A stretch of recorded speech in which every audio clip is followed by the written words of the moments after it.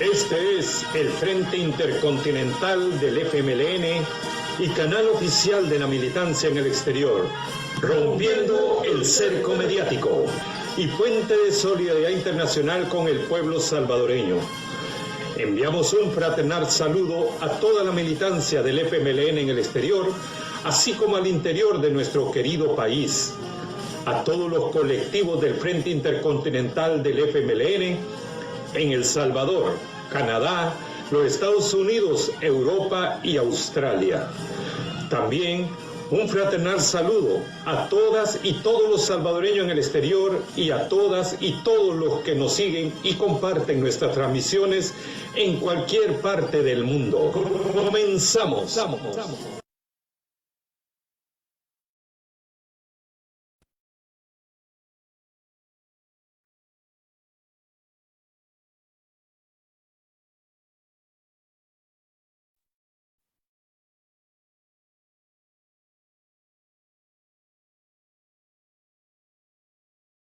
Buenos días, buenas tardes, buenas noches, donde quiera que se encuentren en cualquier parte del mundo. Hoy es martes 12 de septiembre del 2023. Mi nombre es Hernán Hernández del Colectivo Digital de Europa, del Frente Intercontinental del FMLN, canal oficial de la militancia en el exterior, rompiendo el cerco mediático. Tengan un fraterno y revolucionario saludo para todo nuestro pueblo dentro y fuera del Salvador y para todos los pueblos del mundo. El tema que vamos a conversar hoy es sobre 50 años del golpe de Estado en nuestra hermana República de Chile. Me acompaña el compañero Hugo García, del cual le pasaré los micrófonos para que se presente y nos presente a nuestro invitado de este día, de tal manera que desarrollaremos este conversatorio de gran importancia para nuestros pueblos latinoamericanos y del mundo. Adelante, Hugo. Gracias, Hernán. Bueno, mi nombre es Hugo García y miembro del colectivo digital del Frente Intercontinental del FMLN, acá en Europa. Y en esta ocasión, pues, tenemos un tema muy importante. Este es el programa sobre la memoria histórica, que es prohibido olvidar, ¿verdad? Y entonces, en esta ocasión vamos a contar con un compañero de la República de Chile. Su nombre es Eduardo Vilches, el cual es presidente de la Red de Solidaridad con América Latina y el Caribe, acá en Suecia. Compañero Eduardo, buenas tardes, buenas noches. ¿Qué tal? ¿Cómo estamos?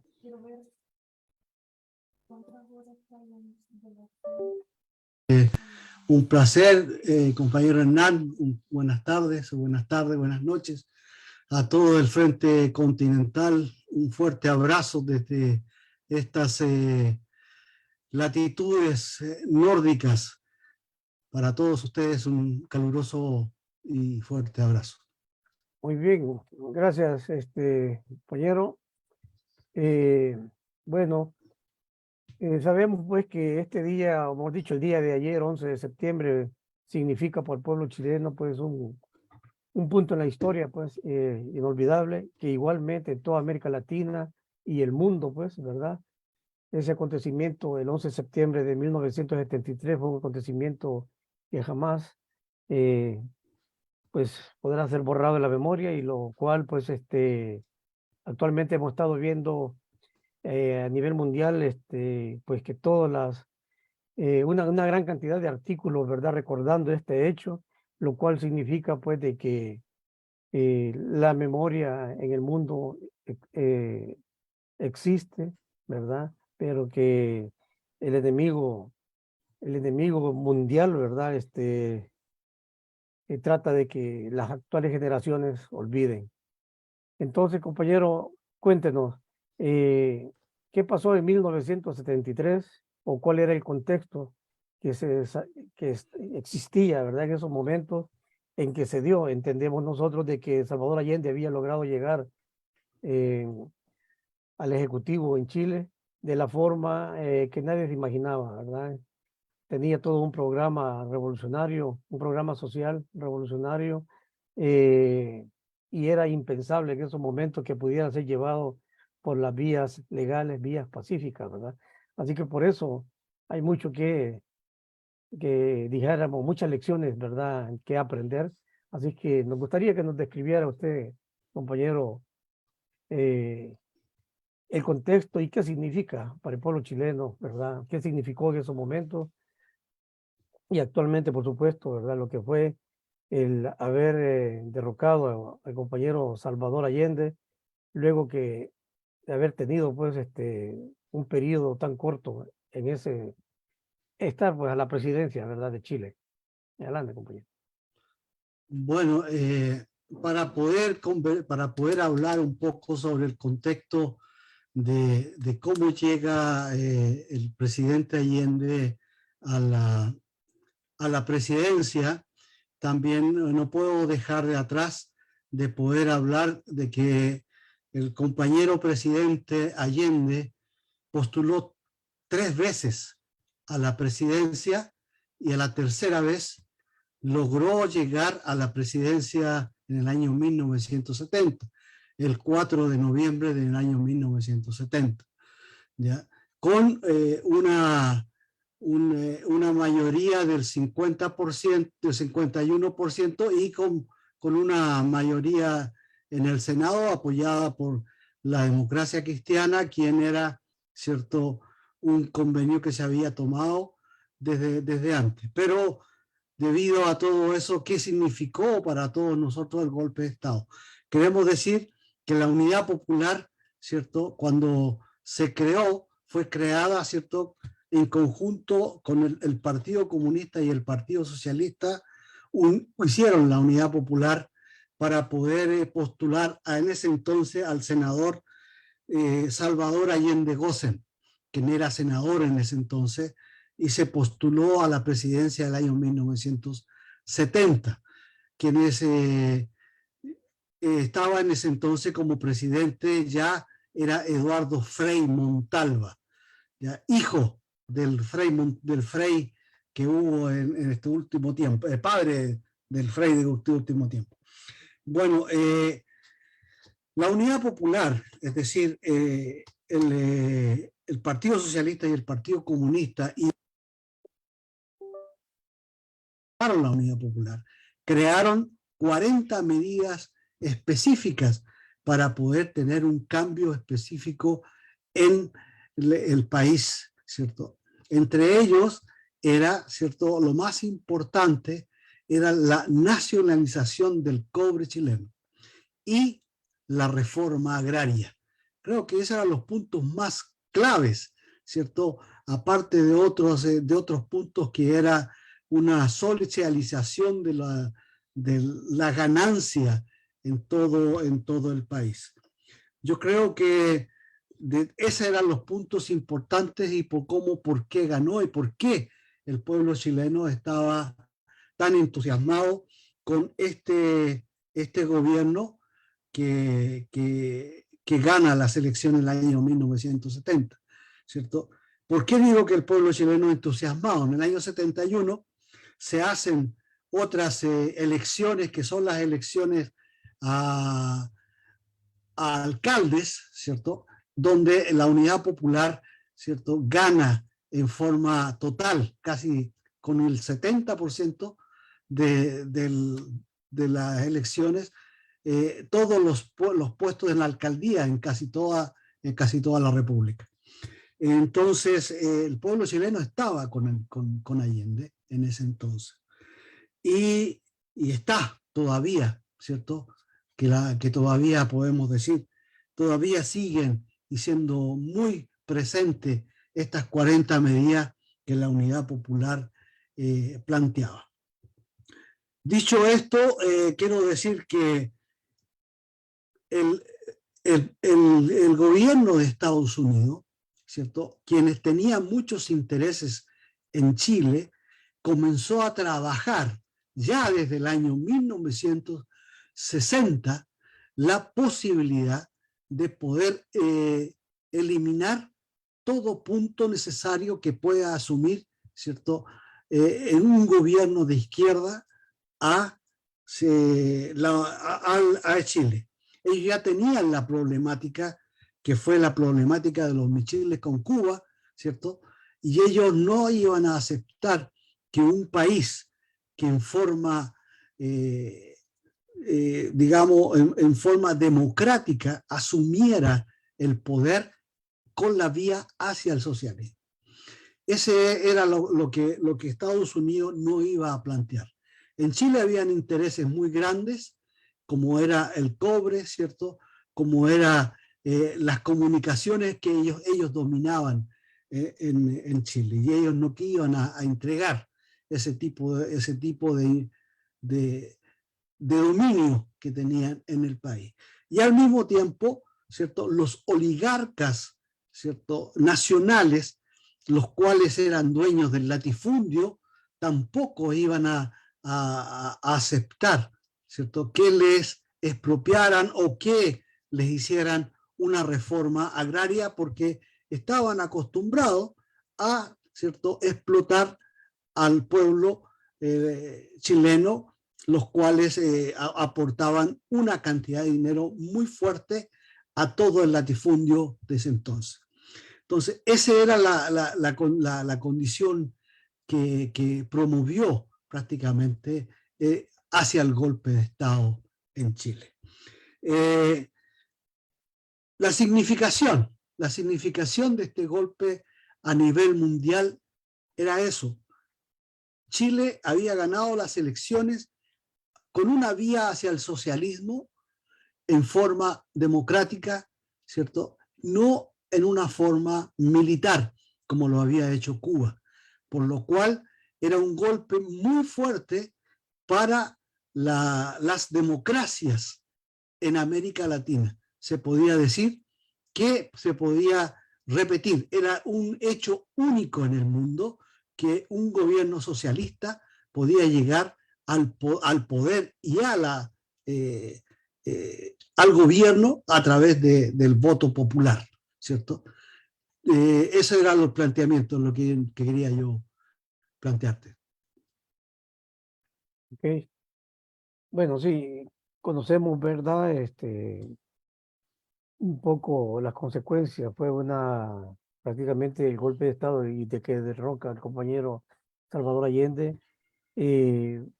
Fue, dijéramos, bueno, un golpe fascista y criminal, ¿verdad? Porque no le importó, ¿verdad?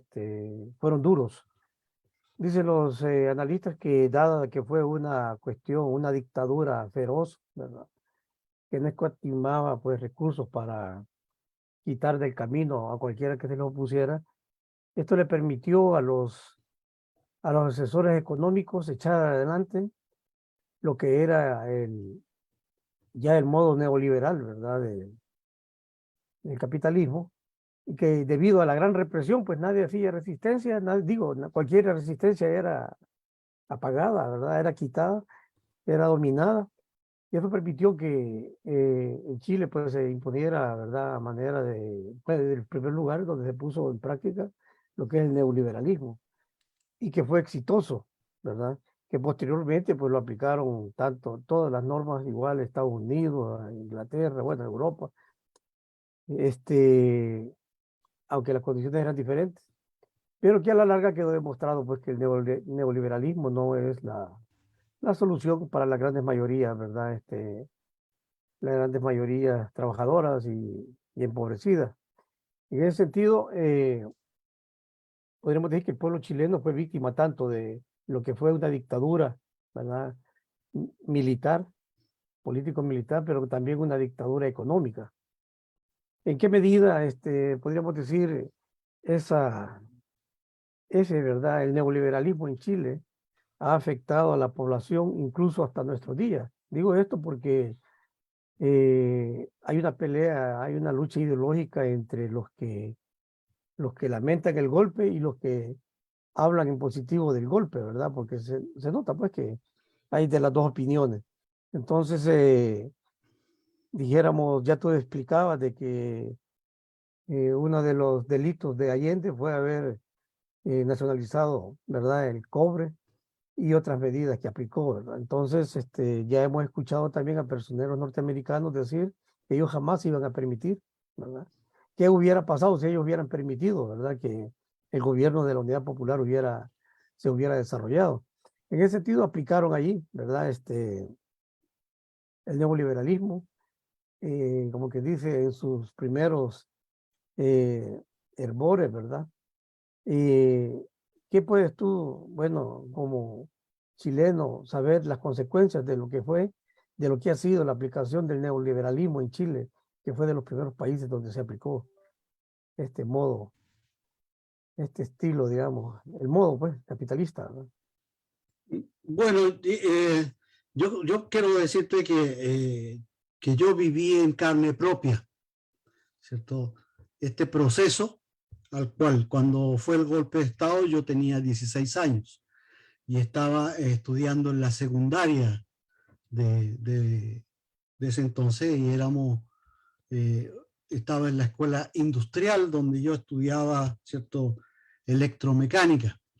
¿Ya? Y la escuela fue abordada por los militares en ese entonces y fue desaparecida prácticamente un montón de profesores que teníamos en la escuela y, por qué no decirlo, el director, los inspectores, algunos profesores y algunos compañeros del centro de alumnos de la escuela industrial. ¿Qué es lo que significó esto? Queremos plantear lo siguiente. Estados Unidos ya había aplicado un montón de medidas con la ley Monroe. ¿Ya? Hace mucho tiempo que Estados Unidos había puesto injerencia en América Latina a través de la ley Monroe que estaba haciendo. Luego, él, dando un impulso a este proceso capitalista, ¿cierto? Ellos crearon el proceso hacia el neoliberalismo, creando una cantidad de jóvenes que se les llamó los Chicago Boys. Los Chicago Boys llegaron a Chile, ¿cierto?, para poder hacer un experimento. Y el experimento se llamaba neoliberalismo. O sea, el capitalismo en su propio proceso más nefasto que podía aplicarse.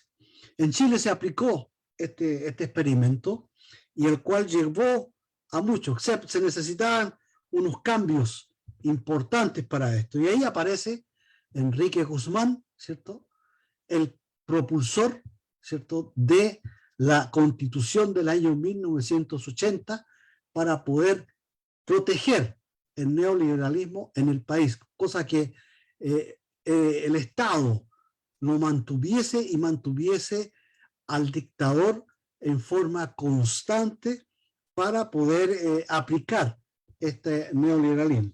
Los primeros procesos que se hicieron fue, ¿cierto?, privatizar la educación. Segundo, le entregaron de vuelta el cobre a Estados Unidos en el 70% de las ganancias del cobre todavía están, ¿cierto?, en manos de unas 10 familias.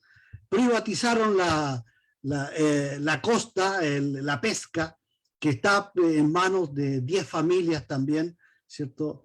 Son dueños ellos de esto. Y esto es parte del neoliberalismo y es parte actual. Hoy en día está latente este tipo de experimentos que se hizo en Chile, ¿cierto?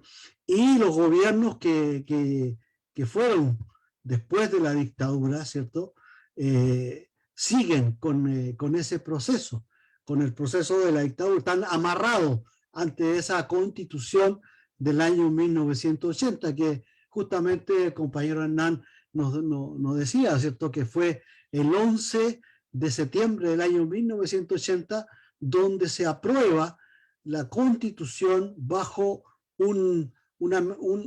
una pistola en la cabeza al pueblo chileno, ¿cierto?, obligatoriamente.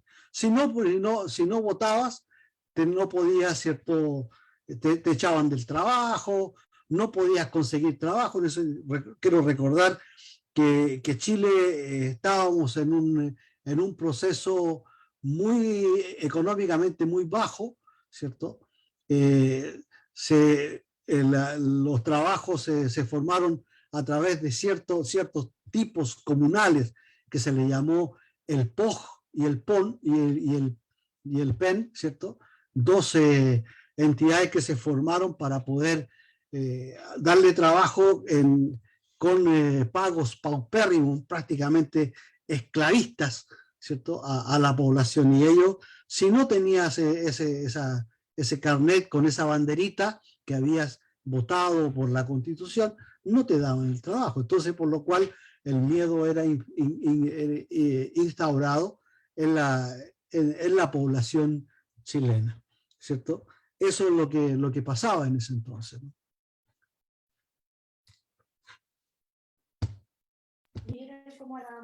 Sí, gracias, Eduardo. Bueno, ¿qué podía decirte? Yo recuerdo, bueno, yo tenía 10 años cuando pasó esto. ¿Verdad? Yo ignoraba totalmente qué es lo que estaba pasando en Chile en aquel tiempo, ¿verdad? Solamente 2 años después, cuando ya tenía como 12 años, empecé a escuchar los comentarios en El Salvador, ¿verdad? Comentarios de mis primos, de mis primas que estaban en la universidad en ese tiempo y hacían comentarios de lo sucedido en Chile, de lo que había pasado con Salvador Allende. Yo me preguntaba, ya con 12 años, ¿no? Que en esa época ya estábamos viviendo una situación bien difícil en El Salvador, ya estábamos viviendo mucha represión, ¿verdad? Entonces ya se escuchaba, ya se oía mucho hablar del Che Guevara, hablar de Salvador Allende, de Fidel. Entonces todos esos comentarios pues venían yo los pude captar, ¿verdad? Y entonces pues empecé yo a darme cuenta y a involucrarme en lo que fue la revolución de El Salvador, ¿verdad? Ya después con el tiempo pues conocí la historia de qué fue lo que pasó en Chile, quién era Salvador Allende, y bueno, fue algo impactante, ¿no? Un hombre, un revolucionario que se cuentan con los dedos de las manos, ¿no? Con esa, que murió pues prácticamente en el poder y murió defendiendo el poder del pueblo, pues, ¿verdad? No el poder que él tenía, sino el poder del pueblo. Murió defendiéndolo y como dijo, de aquí me van a sacar muerto. Entonces, fue algo grande, fue algo que hasta hoy, 50 años después, se está hablando como que ayer fue, ¿verdad? Se está haciendo sentir, pues, ¿verdad? Ese suceso, se está haciendo sentir ese momento de qué fue lo que pasó el 11 de septiembre de 1973. Y es bien importante para nosotros los salvadoreños, ¿verdad? Que la nueva generación conozca la historia, ¿verdad? El programa se llama Prohibido Olvidar, ¿verdad? No tenemos por qué olvidar la historia, tenemos que conocerla, principalmente las nuevas generaciones, que son las que tienen que agarrar la bandera de lucha, ¿verdad? Para continuar, ¿verdad? Con los procesos revolucionarios de nuestros pueblos. Y bueno, Eduardo, yo quería preguntarte si nos podías hacer una pequeña reseña de lo sucedido exactamente el 11 de septiembre, ¿verdad? De cuando el suceso, de cuando atacan, ¿verdad? El Palacio de la Moneda, ¿verdad? Y pues es nuestro compañero Salvador Allende, ¿verdad? Para que también nuestros jóvenes conozcan, escuchen, ¿verdad? Lo sucedido, nuestra nueva generación.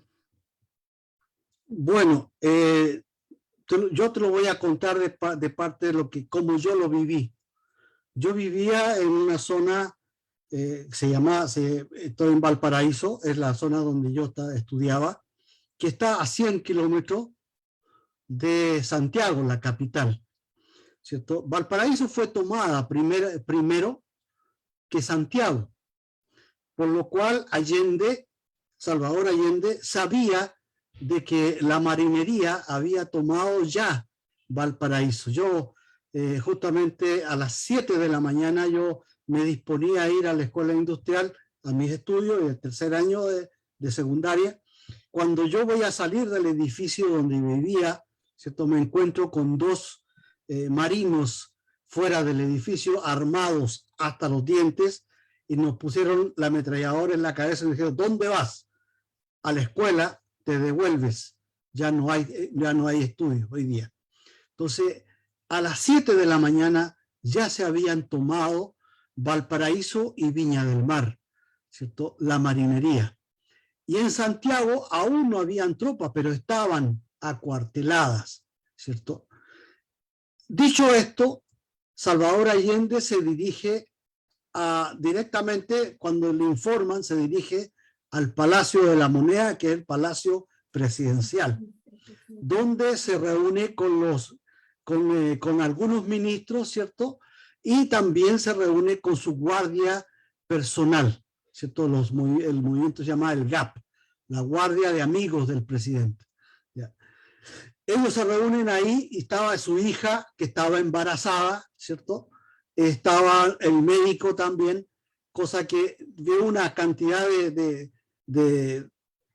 cuando ya los tanques se acercaron a la Moneda, que es la casa de gobierno, le dijeron a Allende que él tenía que renunciar, pero se escuchan los audios en diferentes partes de que Augusto Pinochet ha dicho, le podemos dar el avión, pero el avión se cae. O sea, la intención era asesinarlo de todas maneras, ¿cierto?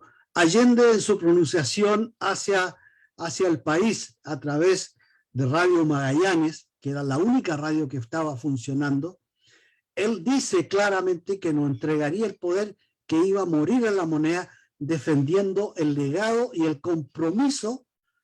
Ojo, hay que poner cuenta ahí, es el compromiso que él tenía con el pueblo chileno de haberlo elegido presidente de la República.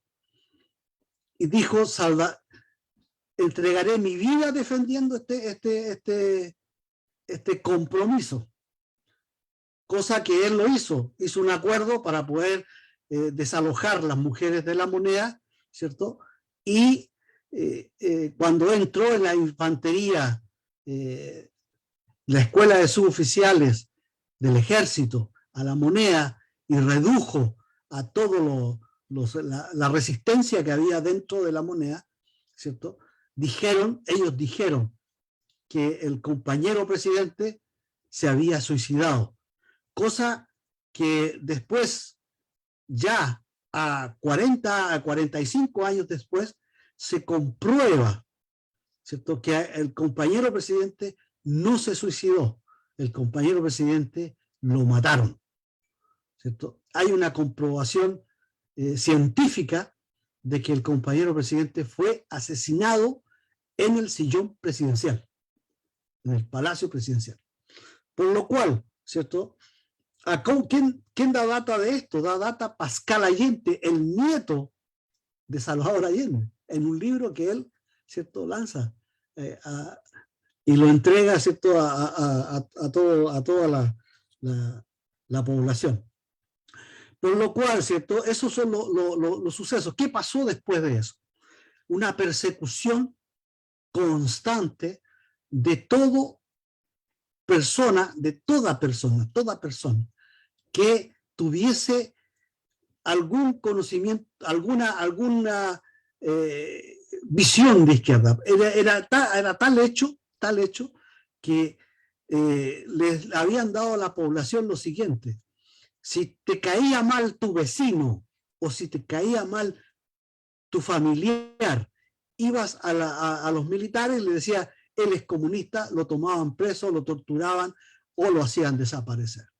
Hubo una persecución selectiva dentro del país, donde fue, ¿cierto?, disminuido toda resistencia constante a ese golpe de Estado, ya que el presidente Allende había dicho que, ¿cierto?, estuviesen, y no solamente el compañero presidente, sino que la CUT, la dirección de la Central Única de Trabajadores, había llamado a que los trabajadores se concentraran en los centros de trabajo para defender los puestos de trabajo que se habían conquistado.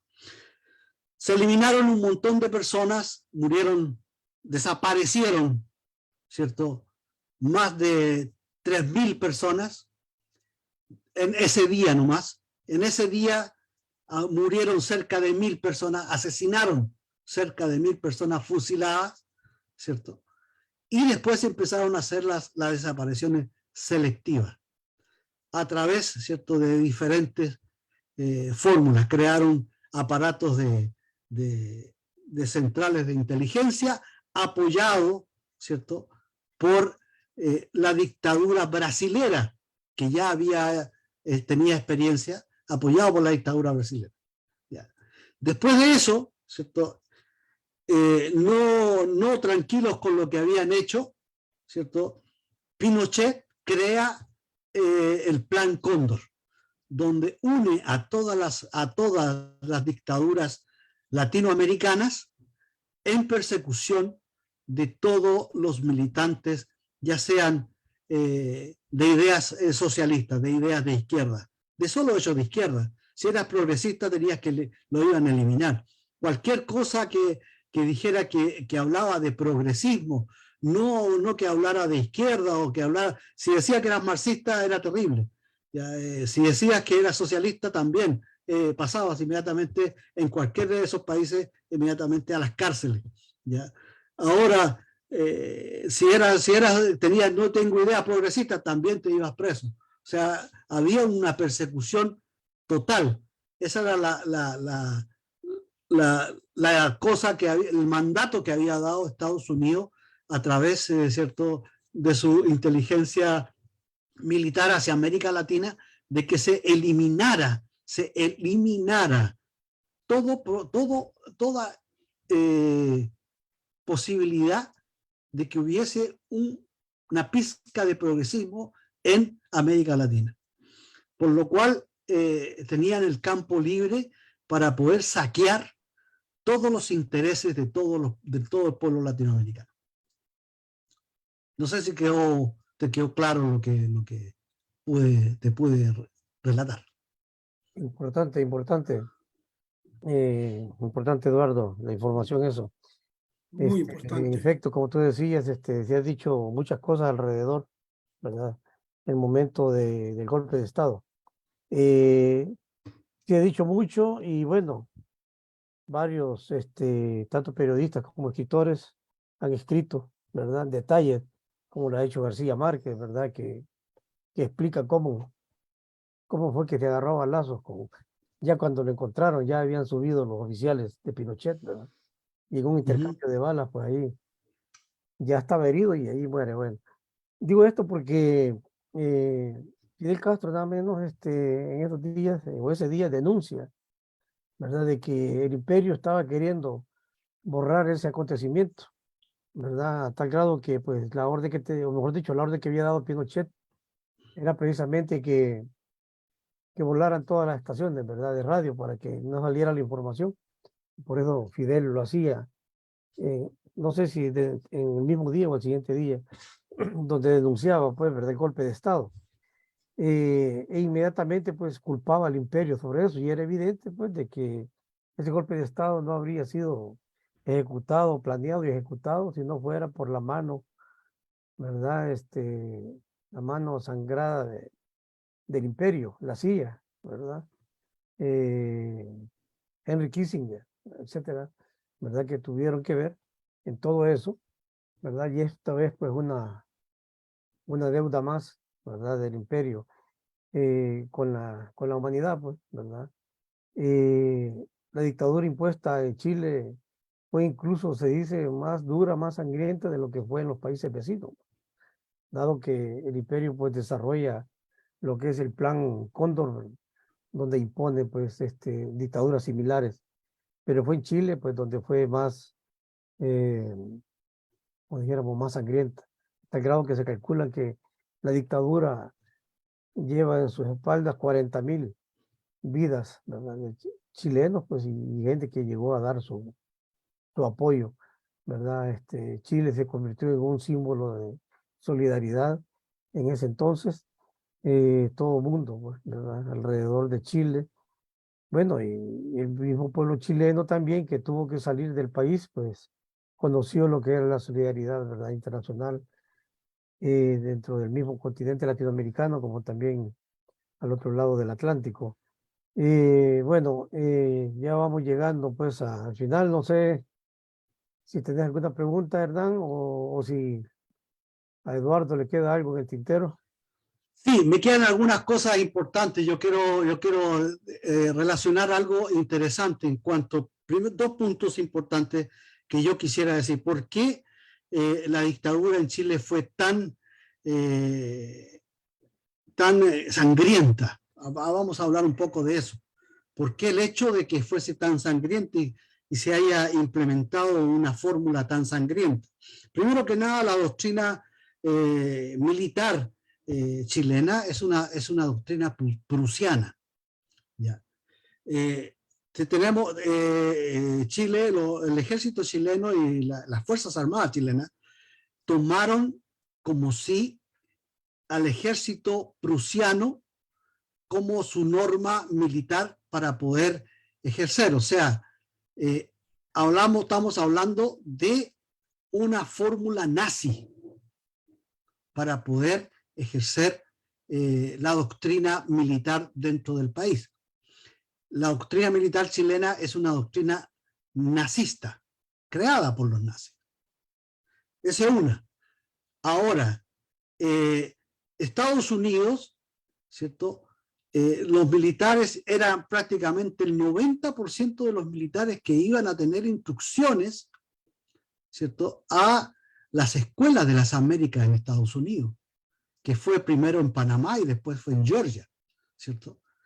Y Estados Unidos instruyó a toda esa cantidad de militares para poder, ¿cierto?, crear el proceso sangriento que se hacía ver. Ya no era una guerra convencional como se puede llamar una guerra entre dos ejércitos, sino que le enseñaron a tener una guerra de guerrilla, una guerra urbana, donde ellos entraban a perseguir a sus propios ciudadanos. O sea, ellos dijeron, ya no es el enemigo un ejército que viene de afuera del país, sino el enemigo está internamente creado dentro del país. Y ese enemigo eran, ¿cierto?, las fuerzas para ellos que eran de izquierda, ¿cierto? Entonces se ensañaron con su propia doctrina nazista, se ensañaron con el propio pueblo chileno.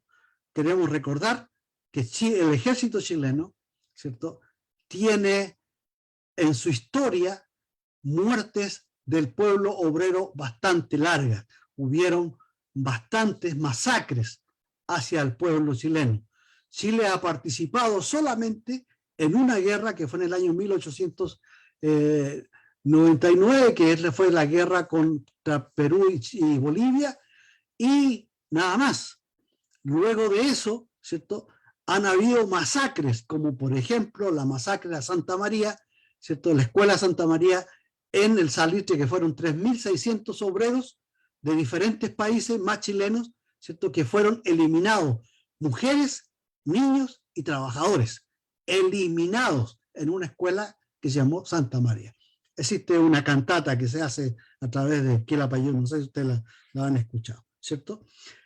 Ahora, el otro punto que yo quería aclarar bastante bien, que es el proceso negacionista que empezó a crearse después de la caída de Pinochet, cuando Pinochet pierde las elecciones, el plebiscito en el año 1988. El proceso negacionista que creó Estados Unidos y la oligarquía latinoamericana y la oligarquía chilena era a través de los medios de difusión. Hoy en día, tú me planteaste, que por qué habían 33% de personas que estaban en contra, ¿cierto?, de estos 50 años de conmemoración. Por supuesto, la oligarquía chilena, a través de las consultas hechas y a través de esa difusión, que son los dueños de todos los medios de difusión del país, hacen entregar y enseñan a la población a tener ese negacionismo, a llegar a ese negacionismo. E incluso llegan a hablar barbaridades de que ayer el compañero presidente Salvador Allende es responsable del golpe de Estado, ¿cierto?, que se ha dado, que era responsable de intentar crear y hacer una revolución en Chile. Y eso es mentira, la mentira más grave, más osada que ha hecho la oligarquía chilena y norteamericana, ¿cierto?, en el pueblo chileno. Ellos están intentando crear un negacionismo. Y hoy en día el negacionismo es a través de todos los medios internacionales. Hoy en día se está hablando, estamos viendo, o sea, Estados Unidos ha creado guerras, la guerra de Irak, la guerra de Libia, el ataque a Libia, el ataque a Irak, ¿cierto? Y todos los otros ataques que han habido son a través de los medios de difusión. El CNN ha creado guerras a través de este tipo de difusión, a través del negacionismo mismo que hay, ¿cierto?, para justificar sus propias intervenciones militares a través de todos los medios latinoamericanos, ¿cierto? Ahí están los otros golpes de Estado que han sido golpes de Estado blandos, ¿cierto? Honduras, ¿cierto?, Paraguay, ¿cierto?, el impeachment que ha habido en Brasil, ¿cierto?, el propio problema que tiene El Salvador en este momento, el proceso de negacionismo que se le ha planteado, ¿cierto?, a la población. ¿Por qué la población no entiende y no comprende que el Frente Farabundo Martí para la Liberación Nacional es el aparato político el cual va a hacer las reformas correspondientes para que el pueblo trabajador salvadoreño pueda avanzar en este ciclo importante del siglo XX, XXI? ¿Ya? Pero no comprende, el negacionismo está a través de todo el proceso internacional. Eso es lo que yo podría hacer. Gracias, compañero. Debo decir que nos saludan desde Arboga, acá en Suecia, ¿verdad? ¿Ya? Nos saludan desde Karlskrona. Luego, bueno, Uppsala también, ¿verdad? Dice el compañero, a 50 años del golpe de Estado y el asesinato de Salvador Allende, la lucha del pueblo chileno es un derecho. ¡Viva Chile, carajo! Luego nos dicen de Estocolmo que Pinochet ordenó que quemaran todo material que recuerde al gobierno de la Unidad Popular, queriendo borrar la memoria histórica del pueblo chileno. Bueno, también nos saludan desde Estados Unidos. Quiero ver. No, desde San Salvador nos saluda compañero Rolando Gutiérrez. Dice, saludos compañeros, buen conversatorio de la memoria histórica. Alonso Acosta dice, desde acá, de Lund, nos dice, la revolución la hacen los pueblos, la revolución la hacen esencialmente los trabajadores. Frase de Allende. Dice, honor y gloria al compañero presidente mártir. Méndez dice, estamos invitados a seguir el ejemplo de Salvador Allende. Saludos desde Gatineau, en Canadá. Luego Jenny Areli de Ortega dice, saludos desde El Salvador, pueblo sufriente. José Cheo Sánchez dice, saludos, dice compañero Cheo Sánchez desde Uppsala, ¿verdad? Perfecto, bueno, estos son algunos saludos de la gente que nos está viendo. Y bueno, no sé, ¿teníamos algo más, Hernán? Sí, gracias, Hugo. Bueno, estamos conversando con el compañero presidente de Resocal, Eduardo Víchez, de la Red de Solidaridad con América Latina y el Caribe. Esta es una transmisión del Frente Intercontinental del FMLN, canal oficial de la militancia en el exterior, rompiendo el cerco mediático y puente de la solidaridad internacional con el pueblo salvadoreño. Enviamos un saludo a los que se han conectado a este canal. Les agradecemos mucho por seguir las plataformas del Frente Intercontinental y los invitamos a darle me gusta y comentar y compartir. Bueno, compañero Eduardo Víchez, yo quería preguntarte, ¿verdad? De que, ¿cuál sería tu mensaje, ¿verdad?, que tú le darías a nuestra juventud latinoamericana, ¿verdad?, hoy en día, ¿verdad?, ya de que estamos viviendo una situación difícil en América Latina, siempre la intervención del imperialismo está presente todos los días, a todas horas, ¿verdad? Saben mediatizar, ¿verdad? Saben engañar a nuestros jóvenes. Entonces, por eso es muy importante que nuestros jóvenes conozcan su historia, conozcan la historia de nuestros pueblos. Por eso mismo quería que tú le mandaras un mensaje a nuestra juventud latinoamericana hoy en día. Gracias, compañero Hernán. Lo siguiente, compañero, yo creo que esto es importantísimo lo que tú has planteado, porque debido a ese tipo de procesos que se ha dado, la primera pregunta es, ¿qué es lo que me llevó a ti, a mí, a muchos otros jóvenes en ese entonces a poder entender este proceso que se daba? ¿Qué nos llevó a entender que a la edad de 14, 15 años, 13 años, ¿cierto?, pudiésemos tener una conciencia militante, ¿cierto?, en los lugares de donde estábamos? Nos lleva por debido a todo ese proceso cuando vemos a nuestras familias sufriendo, ¿cierto?, las imperancias del proceso capitalista al cual están implicadas las sociedades latinoamericanas. Hoy en día vivimos un proceso que se llama el mercantilismo, ¿cierto? Vemos a que todos los jóvenes que están detrás, no hay joven que no tenga un teléfono móvil y esté, ¿cierto?, comunicado directamente a través de todos los medios de difusión. No hay joven que no quiera tener un juego en un teléfono para poder jugar y poder entretenerse. Tiempo nuestro queríamos una rueda, queríamos un camioncito, queríamos tener otro tipo de cosas para divertirnos y crear. Hoy en día es el teléfono. Yo quiero hablar a ese joven que está metido en el mercantilismo, donde le están imponiendo cierto tipo de cosas para que ellos puedan caer en la delincuencia, en el proceso de mercantilismo, o sea, capitalista 100%.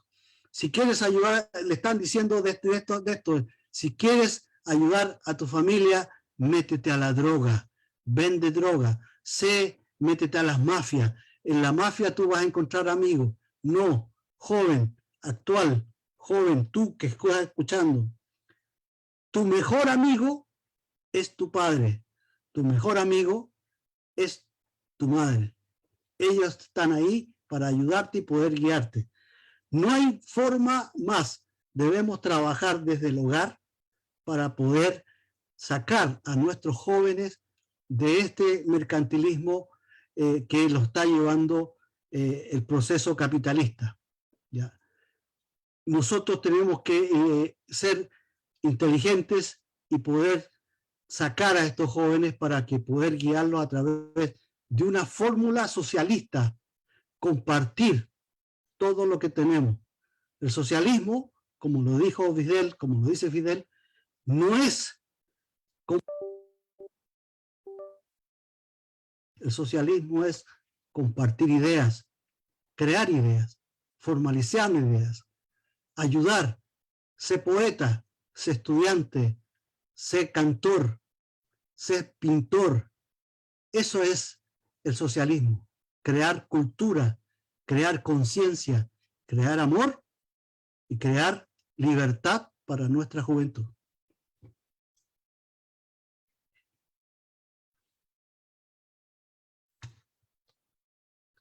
Gracias, Eduardo. Bueno, yo no me queda más que agradecer, ¿verdad? Agradecer que hayas aceptado nuestra invitación, ¿verdad? Y que ha sido un gran aporte, ¿verdad?, para todos los jóvenes y todos los pueblos de América Latina que nos han visto, que nos están viendo y que van a seguir viendo el programa, lo van a ver en el transcurso de la semana, ¿verdad? Es un mensaje, un gran mensaje, ¿verdad?, de recordatorio, de conmemoración a aquellos, a 50 años de aquel gran suceso, ¿verdad?, del 11 de septiembre en Chile, que culminó con el asesinato de nuestro camarada Salvador Allende, ¿verdad?, y que prosiguió ¿verdad? Con el encarcelamiento y asesinato y y miles de desaparecidos, ¿verdad? Después de todo aquello, ¿no? Y durante todo el proceso de la dictadura militar de Pinochet, pues todo fue un suplicio para el pueblo, ¿verdad? Para el pueblo chileno. Te agradecemos mucho, ¿verdad? Y esperamos pues que no sea la primera que no sea la última vez que estás con nosotros, ¿verdad?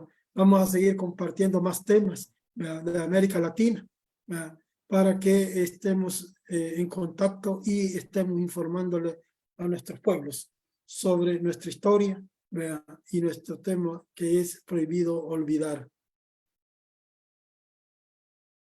Gracias, Eduardo.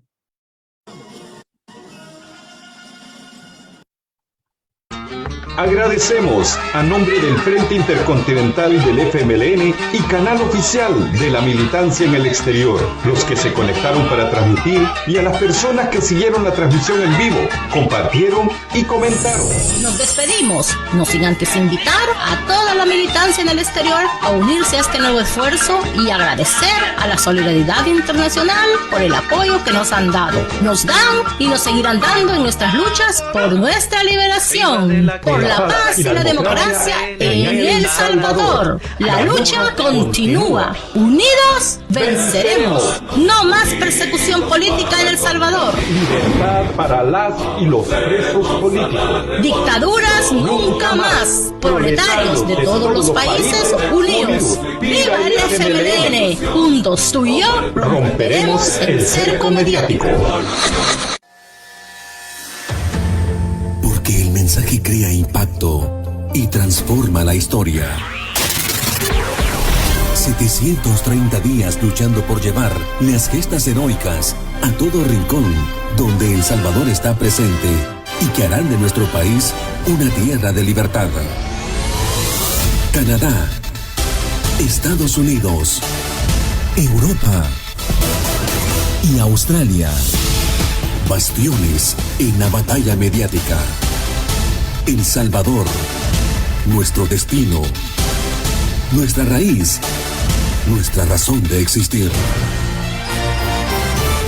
Frente Intercontinental, 2 años siendo la voz del FMLN en la comunidad de salvadoreños en el exterior.